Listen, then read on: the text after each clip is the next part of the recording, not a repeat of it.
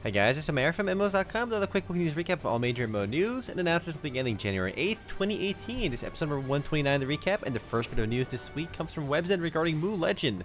The game's Faction Wars update is set to launch tomorrow on January 9th, and will introduce a new territory control system that's based on guild versus guild PvP. This update also marks the game's transition from open beta into full launch for Mu Legend.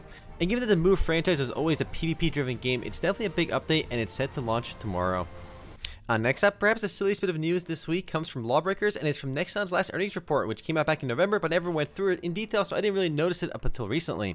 In a Q&A session with investors, Nexon said that they wrote down the entire value of Lawbreakers, which means that Nexon themselves now admit that the value of Lawbreakers is at $0 on their balance sheet, essentially admitting in accounting terms that the game, their investment in the game is now worthless. But what's more interesting is that Nexon's CFO actually blamed the launch of PlayerUnknown's Battlegrounds on Lawbreakers' failure. As of this video, Lawbreakers only has about 19 players online, and it's definitely in dire straits. The game needs to go free to play to have any chance, but even now I doubt this could be enough to save it. And on the topic of Nexon, I did find a small nugget of information about MapleStory 2 in their last Q&A session with investors. Open beta for MapleStory 2 began in China in September 2017, and in their Q&A session, an analyst asked about MapleStory 2's strong launch in South Korea and how it's doing in China because it faded away very quickly in South Korea after its launch. And Nexon CEO Owen Mahoney responded to that question by saying that the game has changed a lot since its Korean launch, and that they've worked hard on it and are excited to be launching the game around the world. So that's a key part, around the world. So the question specific about the game's Chinese launch, Nexon CEO said that they were excited about launching MapleStory 2 around the world.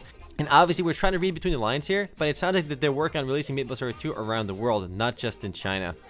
Up next, Monster Hunter World finally announced a PC release date for the game, which is set for autumn 2018, which is quite a bit away from its console release date, which is slated for later this month on January 26th. The big gap between the PC and console release is definitely disappointing, but at least we have some time frame now to look forward to, though I suspect many people are going to just buy the console version because there's a lot of hype behind Monster Hunter World. I'm actually looking forward to playing it myself, though I did prefer to play it on the PC version. Moving right along, Paladins from Hi-Res Studios announced a brand new Battle Royale game mode this week titled Battlegrounds. The game now boasts that it's going to be the first hero shooter to have a Battle Royale game mode. The new mode was playable this last week at Hi-Res Expo 2018, but it won't be playable by everyone until later this year, no release date just yet. Battlegrounds is set on a huge map that's about 300 times the size of a typical Paladin siege map, and features 100 players competing to be the last one standing. No one should be surprised that Paladins is adding this Battle Royale game mode, with how popular PlayerUnknown's Battlegrounds has been. Honestly though, a hero shooter Battle Royale could be pretty fun, and I'm kind of excited to try it actually. It actually sounds pretty interesting.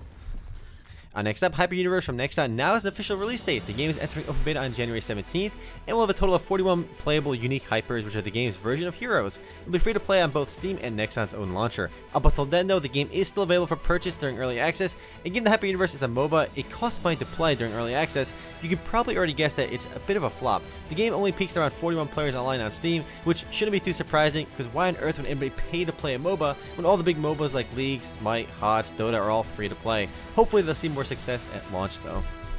Next up, ZeniMax announced next DLC game pack for Elder Scrolls Online called Dragon Bones, along with Update 17. Like prior DLCs, the base game additions and improvements come free, and the DLC pack itself can be bought for crowns and is free to all ESO Plus members. The DLC introduces 2 new dungeons and 2 new battlegrounds, and besides this new content, everyone gets access to the new outfit system, which is similar to the glamour system in Final Fantasy XIV, where players can kind of customize the appearance of their gear without actually having that gear on, which I would argue is pretty great because the fashion game is super important in MMORPGs. And ESO actually remains extremely popular. If you never played it, it's well worth trying. The game averages about 11,000 or so concurrent players on Steam alone.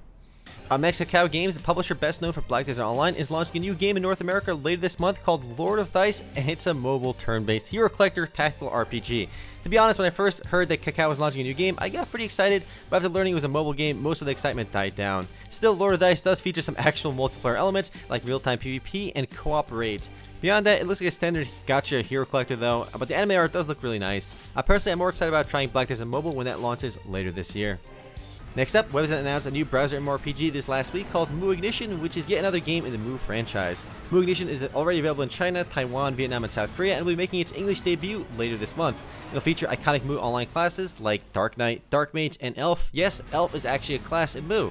Personally, I'm not too excited about this one at all. Most of these browser MMORPGs tend to be autoplay, pay-to-win nonsense, but who knows, this one might be better. The next and last bit of news this week comes from Pearl Abyss regarding Black Desert Mobile. They released a developer FAQ this last week, which answers some common questions about the game, and some of the key details from the interview are the following. There will be a weight system similar to the PC version. There will be an item upgrading system, but it'll be done in 2 different ways. One with a chance of success similar to the PC version, and a guaranteed version. The guaranteed upgrades won't be as strong, but it'll be more stress-free. All trades must be done through the game's marketplace, similar to the PC version, and the game's starting classes include the Warrior, Ranger, Giant, Witch, and Valkyrie, with their skills being the same as the PC version. This game does seem pretty exciting because it is a persistent world action MMORPG on mobile with in-depth customization, and I'm just excited to give it a try. I'll be launching sometime in English in 2018. Beyond that, we don't know anything else. And that's it for MMO news this week. I'll see you guys tomorrow for the podcast. A bit light on news this week as well, but hopefully next week should pick up.